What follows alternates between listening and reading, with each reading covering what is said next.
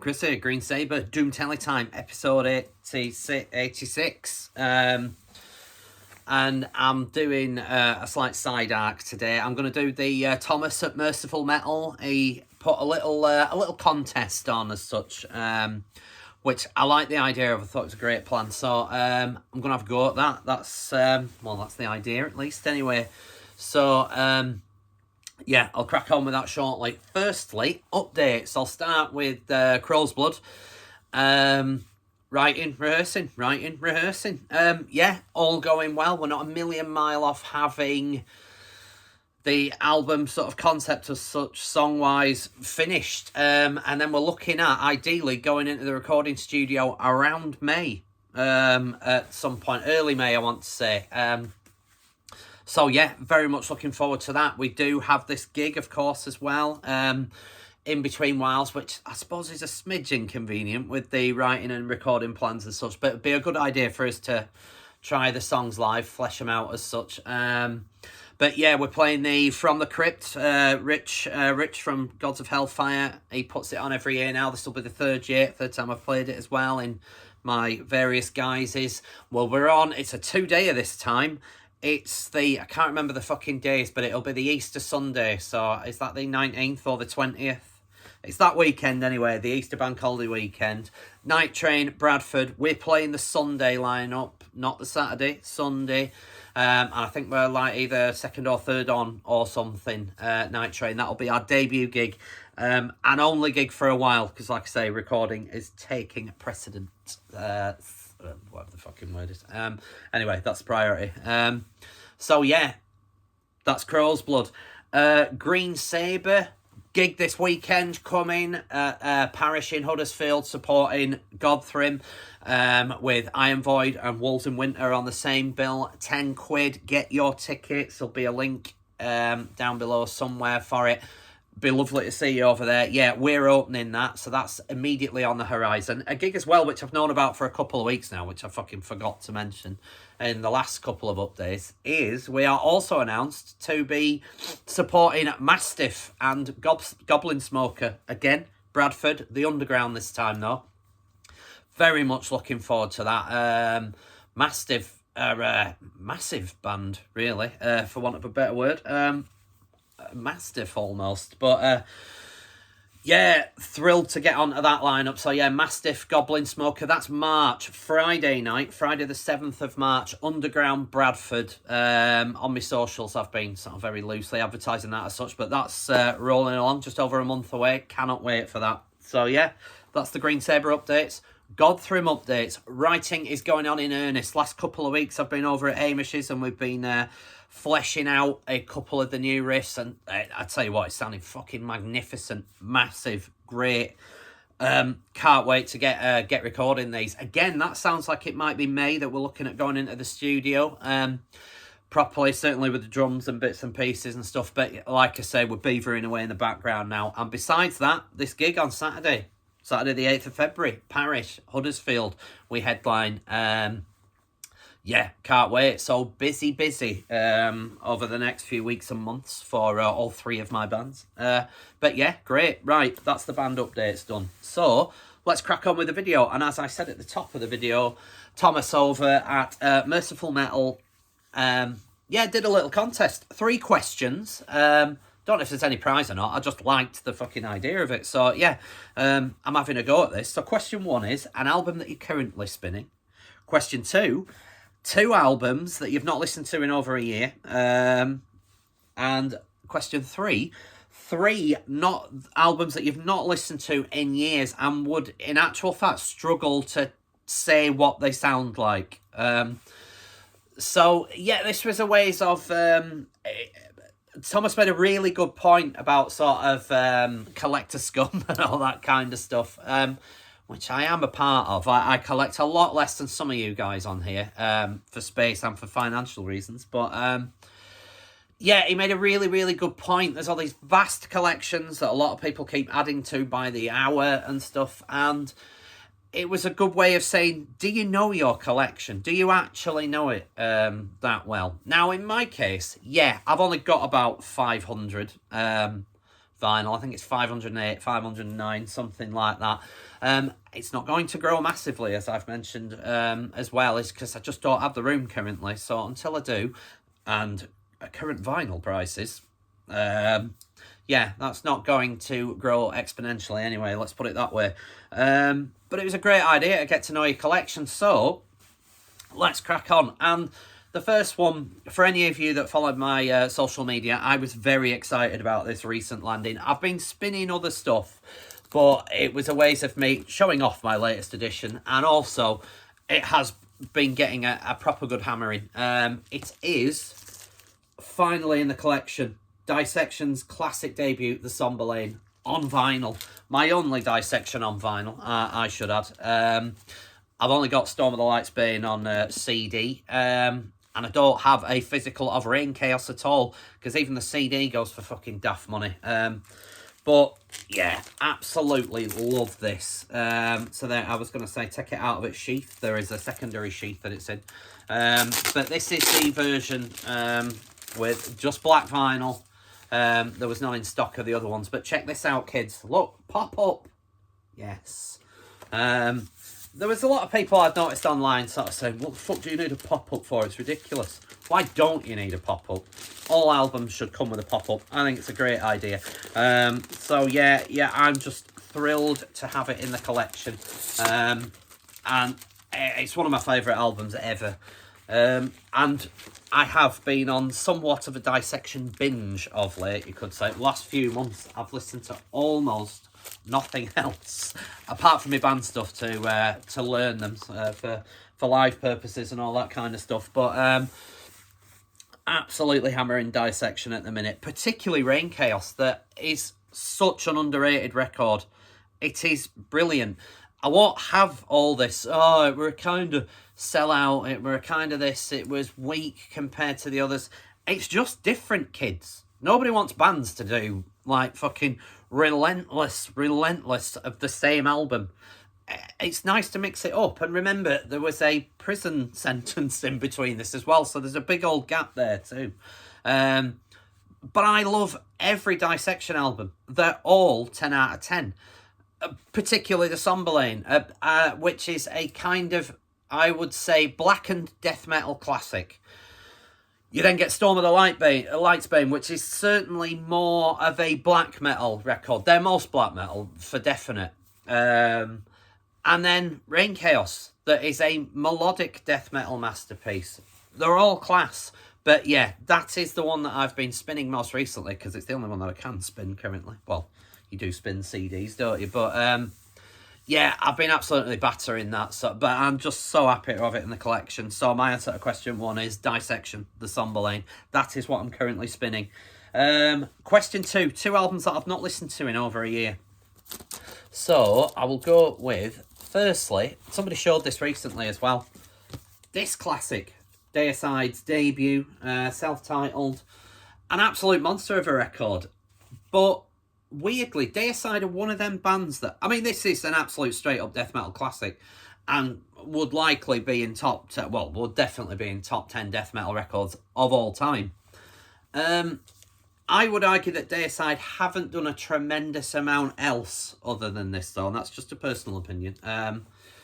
But this is head and shoulders their best record for me. But I've not listened to it in ages. When I get the death metal kind of bug, there are others that I go to, so this tends to end up taking a backseat. And when you listen to it, you remember, and obviously for this, when pulling this out, I listened to it back and thought, it's fucking class that, I should listen to it more. And it is, but yeah, it's like, I'll bet it's probably 2 years since I've listened to this. It's certainly the vinyl of it, at least, anyway. So yeah, my first of these two records that I've not listened to in over a year is this, Deicide's self-titled masterpiece debut. The other one, and a band that most of you should recognise, but a lot of you won't, is this. Some of you will be looking confused at this, but this is the band Big Business, and this is the album, Battlefields Forever. And their best album for me, comfortably. Big Business, for those of you that don't know, if you remember the Melvins, when they were the four-piece, the two-drummer lineup, four-piece, These are the other two Big Business. It's basically Cody and Jared from the Melvins. Jared was the bass player with the enormous hair. Cody, the other drummer. Cody is currently drumming in High on Fire as well. He is the current High on Fire drummer. But this is their other project, and it's class, big, fat riffs, but just a little different. I mean, it's difficult to know. It's not doom, but there are elements of doom. It's not sludge, but there's loads of sludge. It's not post-metal, but there's elements of that. It's quite difficult to pigeonhole this band. But this is their best record. I mean, it's got my favourite song of theirs on here, Lonely Lyle, which finishes it off. This is a clear vinyl press of it. But I've not listened to these in years. I proper binged these. I first saw them as support to Mastodon years ago on the Once More Around the Sun tour.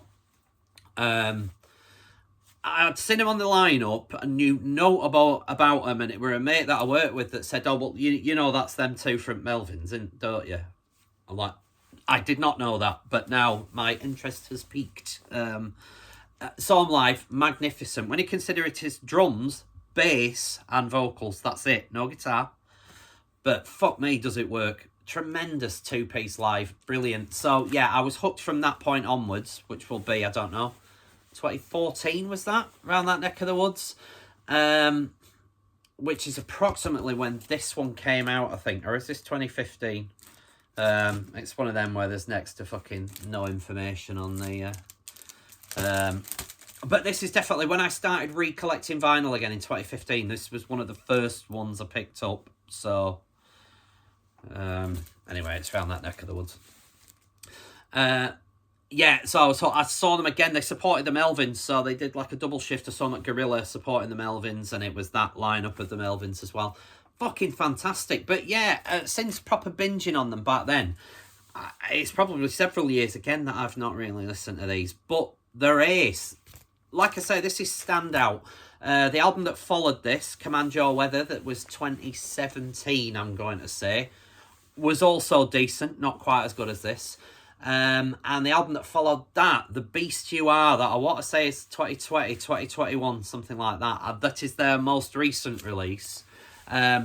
Is not as good. It kind of... instantly forgettable, really, barring a couple of tracks, but this is all good. And my favourite Big Business. So yeah, the two albums that I've not listened to in over a year, Deicide and Big Business. Battlefields Forever, that one's called, if I didn't mention already. Okay, the final question. 3 albums that you've not listened to in years and would struggle to recall what they sound like. So, let's go with these. And firstly, UK Thrash Masterclass, Acid Rain. This is their second album. Moshkenstein was the debut. This is their second. Their third, Obnoxious, is absolutely comfortably the best thing they ever did. This is one of them where I look back at... I've got Moshkenstein as well. I've got this. I've got the Humanoid 10-inch, and I've got Obnoxious. But I do wonder why I have this and why I have Moshkenstein in the collection, quite honestly, because I can't really remember much on here, apart from Humanoia, the 10-inch that I've got. The 10-inch single version is miles better than the studio album version that's on here. And other than that, there's the silly opener, something about you never know when the nibbles may strike. But... honestly, I really can't remember any of this. I think the production's quite bad. Acid Rain are a funny one for me. For me personally, there is only Obnoxious that they've done that's any good. And I have listened to their more modern stuff as well. That is produced miles better, but Obnoxious has the better songs on it. They were a weird band for me, Acid Rain. I don't know personally whether they were actually any good or not. But yeah, it is absolutely... I mean, it will be decades since I've last listened to this. I cannot remember the last time this got a spin, because even when I was putting this list together, it didn't get on the turntable. But yeah, absolutely is. I couldn't really tell you what any of the songs, apart from Humanoia and the Daft one that I mentioned, sound like All I See I could remember, probably. And maybe Life Informs. But yeah, I struggle to remember most of that record. Another one that I struggle to remember is this. And there are people that would pay good money for this off of me, I imagine. It is Cadaver, In Pains. I want to say they were a Norwegian band. Were they Norwegian? They were Scandi of some description, I feel like, but I could be wholly wrong on that one. And this was from 90... Oh, fuck, when is it?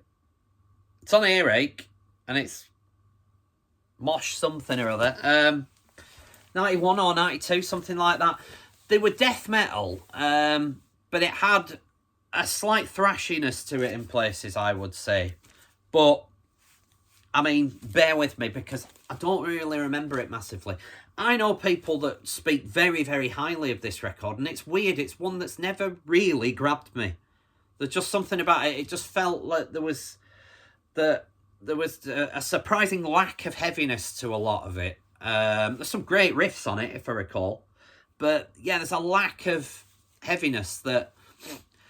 It's just one of them that I may have spun once or twice since ever owning it, and I've never really been back. And I couldn't tell you about most of it on here, really, apart from maybe the opener. But I've not had it on in years, but I feel like there are enough people out there that speak highly of this that I should probably give it another go. So, unlike Acid Rain, this will be getting a few more spins, and I want to see sort of what the fuss is about, really. So, yeah, Cadaver, In Pains. Not listened to in years, can't really remember it. An album that I've not listened to in years and definitely cannot remember, and I would suggest it's not had any more than the spin the day it was bought. And I don't think all of it was spun then either. It is this. Corrosion of Conformity's No Cross, No Crown. There was a sort of return album of some sorts in 2018. 2018, that was a good guess. But it was sort of, yeah, around that neck of the woods. Well, it says on the back. But yeah, this was... Corrosion of Conformity had returned in some guys before this, around 2013, 2014, maybe 2015, something like that. It was another... Was it a self-titled one? It just had the wee Scully logo on the front of it. And it was the return of Corrosion of Conformity, but as a three-piece. Reed Mullin... Woody, whatever he's called, on guitar, Weatherman is it or something, and your man on bass that has now since left them again. I can't remember his fucking name now.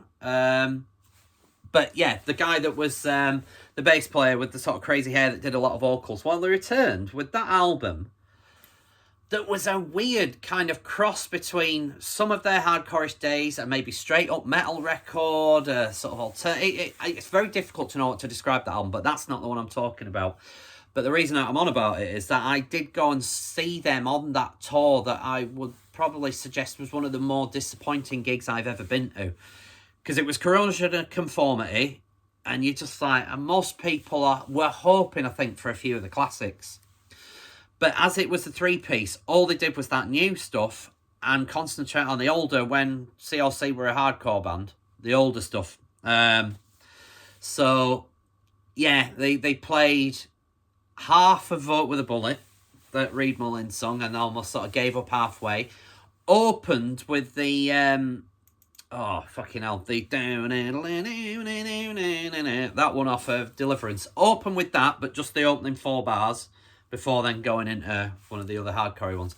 So disappointing.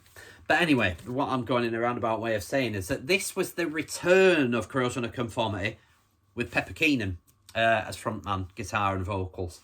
And should have been brilliant, but this album entirely washed over me. Again, one that I feel like Corrosion have got enough collateral in the bank for me to sort of go back and think there must be something on here. And if I recall, is it the Luddite? And maybe one other that were like the lead singles off of this that I vaguely remember that made me go out and buy it. But ultimately, I remember none of this record. If I put Corrosion on, it's either Deliverance, Blind, or America's Volume Dealer that will go on. Not this. And I might be doing it a disservice, but like I say, I bought it when it came out, listened to it for a day or two, and have never been back since. So maybe I should give it another try. But yeah, so that was my entry to Thomas over at Mythful Metals. Wee little contest that I really enjoyed. There's another comp doing the rounds. Is it Josh Keach? Anyway, someone said, I think it's Josh, yeah. So I'll be having a go at that next week. So, wow, maybe the week after, actually, because next week's video is probably going to be a dissection of the gig this weekend, Saturday, 8th of Feb, Parish, Huddersfield, 10 quid. Link to tickets below. Be there. So, yeah, next week's video is probably going to be a wee rundown of that, and then I'll do Josh's comp video. But until then, thank you for watching. Sorry for the little gap. Again, missed my window, but I've squeezed one in at the back end of the week. Thanks for watching. Thanks for liking. Thanks for subscribing. I've had a smattering of others. I think we're at 261 now, so hurrah! I'll probably lose one or two of them again. That's how it seems to go. Again, 3 or 4. Lose most of them. Yeah, it's like 2 steps forward, 3 steps back kind of thing, but not that we're fucking counting, of course. But yeah, thanks for watching. Thanks for subscribing. Thanks for liking. And I'll see you next week at some point. Until then, toodle pip.